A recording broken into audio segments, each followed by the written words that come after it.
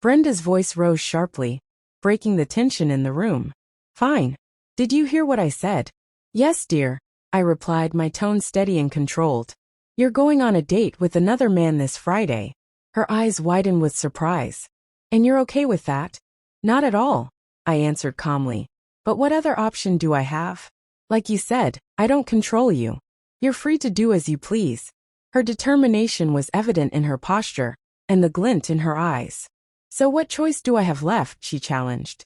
I'll be back, she added, her tone softening. Don't let your fragile male ego get in the way.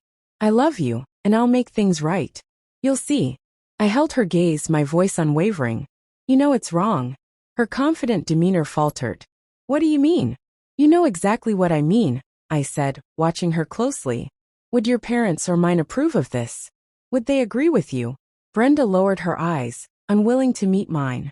Her silence was all the confirmation I needed. I let the quiet stretch between us, the weight of her guilt thickening the air. You know they wouldn't approve, I said firmly. Deep down, you know what you're doing is wrong.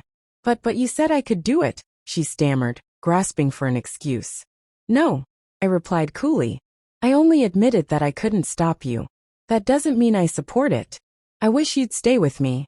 We could go out together, to the same restaurant, the same dance club. But this isn't about food or dancing, is it? It's about him. Her face froze, her head tilting slightly, avoiding my question. What's his name? I pressed. It doesn't matter, she replied, her voice defensive, almost defiant. I refused to back down. It does matter, I said coldly. And just know this. Meeting him on Friday will have consequences. She tried to laugh it off. What consequences? You're bluffing. You love me too much to do anything. You're right, I said, my voice calm yet unyielding. I do love you. But as I said, you've been warned. I grabbed my keys and left before she could respond, leaving the apartment heavy with silence. By Thursday night, I made my decision. I packed my things and moved into the guest room. As I carried an armful of clothes, Brenda cornered me. What are you doing? She demanded. I looked at her with a blank expression. What does it look like? I'm moving. Her voice dripped with sarcasm. You're moving because you're upset? How mature. Yes, I said plainly. My wife wants to date another man. Did you think I'd stay in the same room with a cheater? Dream on. Her tone shifted, almost playful. You're such a little boy. Ignoring her jab, I put my clothes in the empty closet and went back for more. Punishing me with silence now, she mocked, smirking. See how pathetic you are. I didn't respond, muttering only, consequences. On Friday afternoon, I left work early and treated myself. I got a sharp haircut, a clean shave, and a manicure that left my nails immaculate. At a boutique next door, I picked out a stylish button-down shirt, fitted slacks, and a tailored jacket. After a deep clean for my truck at the car wash, I returned home feeling like a new man. When I got out of the shower, I heard Brenda in the bathroom, preparing for her night. Half an hour later, she descended the stairs wearing a dress I'd never seen before. Short, sleek, and revealing. She paused on the last step, clearly expecting a reaction. I met her gaze without flinching.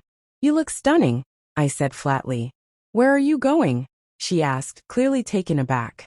Out, I replied, mimicking her condescending tone. Did you think I'd just sit at home, waiting for my promiscuous majesty to return? I thought you were smarter than that. Frustration twisted her expression. I can't be late, she snapped. Charm doesn't tolerate that. She stormed into the garage and climbed into my freshly cleaned truck.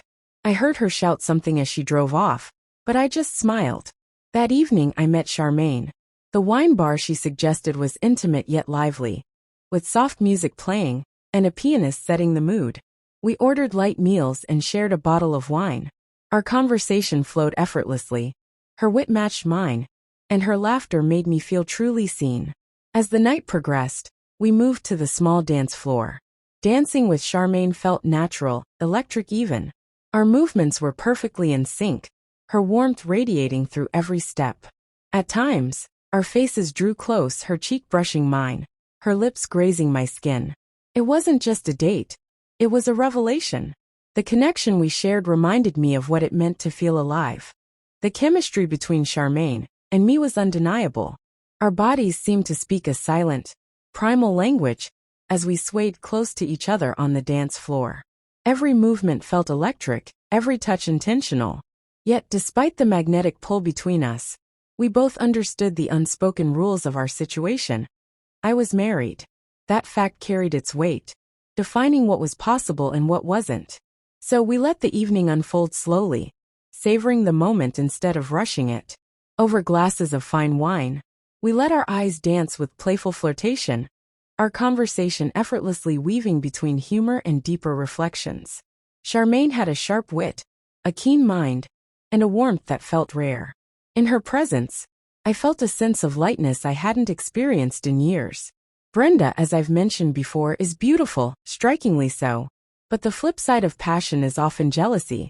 And I knew Brenda well enough to predict that the mere thought of me being with someone else would drive her wild. She had envisioned herself as the sole author of this new chapter in our marriage, expecting to indulge in her fantasies without consequence. The irony of her situation amused me. It would likely ruin the wonderful time she had planned with her new flame. When I dropped Charmaine off at her apartment later that evening, she surprised me with a mischievous gesture. Leaning in, she left faint traces of her perfume on my shirt, and her freshly painted lips left subtle smudges on my collar and cheek. "Go get her, Tiger," she teased with a playful smile. Her laugh was infectious, and I couldn't help but chuckle as I climbed into my truck and headed home. It was barely 1 a.m. when I walked into the house, only to be greeted by Brenda's sharp voice cutting through the darkness. "Where the hell have you been?" "None of your business," I replied coolly, tossing my keys onto the counter. "You never told me where you went with your anonymous Mr. Pound," she shot back, her voice laced with venom. "I'd ask if you used protection, but frankly, I don't care anymore. I'll never touch your cheating body again." Her words hung in the air, but I refused to rise to her bait.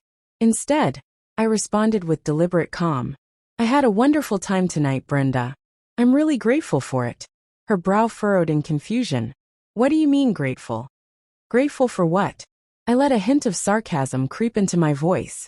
"If you hadn't come up with this ridiculous idea of opening our marriage, I'd never have had the chance to get to know Charmaine better. What a woman, smart, funny, and absolutely stunning. So thank you, darling." Her scream pierced the air, loud enough to make me wonder if the neighbors might call the police. "You know I hate her," she snarled. "Why do you think Charmaine was the first person I called?" I replied with a sly smile. Her face froze, stunned into silence. "What did you just say?" I shook my head slowly. "Once again, Brenda, you've proven that I've overestimated your intelligence. You decided to reject me, to flaunt your interest in someone else, and now you're shocked that I followed your lead? You renegotiated the terms of our marriage without my consent. The only difference is, I was honest enough to tell you who I was with. You, on the other hand, seem too embarrassed to name your mystery man. Miss Rocket Scientist, what exactly is your problem?" Brenda's defiance crumbled as tears welled up in her eyes. Her voice was a whisper. "Kevin didn't. He didn't show up tonight." I couldn't hide my smirk. "Let me guess. He stood you up, didn't he?" She clamped her hands over her mouth, a shriek escaping her throat. "How did you know?" she asked, her voice trembling. I shifted into my best game show announcer voice. "Once again, Brenda, your lack of foresight is on full display. Think about it. You work in an office with at least 10 other women. Kevin is the biggest womanizer in the building. Everyone knows who's involved with whom. It's the talk of the office. Did you really think you'd be the exception?" Her wide eyes told me everything I needed to know. "Over the past month, your so-called friends have told me plenty.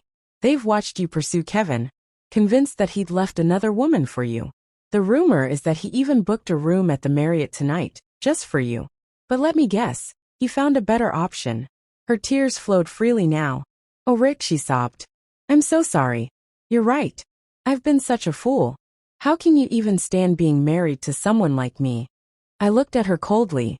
"The good news, Brenda, is that I don't have to anymore. You'll be served divorce papers tomorrow morning, right after breakfast. This house is rented for 3 more months. You can renew the lease, or find something else. As for me, Charmaine has already offered me her spare bedroom, while I figure things out." Her voice was barely audible. "Where will you go?" Like I said, Charmaine has space, I replied. But you don't need to worry about me. From now on, you're free to do whatever you want. I just hope Kevin, or anyone else, proves worth it. In the months that followed, I met other husbands who'd also fallen victim to Kevin's games. His antics had earned him the nickname Mr. Hound, and one evening, his arrogance caught up with him. His car was vandalized, his windows shattered, his paint scratched, and worse. No witnesses ever came forward, and the police couldn't solve the case. Kevin quietly moved out of state, his reputation preceding him. Brenda eventually moved away as well, realizing that my happiness with Charmaine wasn't a phase. I stayed with Charmaine for a while longer, but we both agreed that short-term pleasures don't always lead to lasting compatibility. I eventually moved into a townhouse closer to work.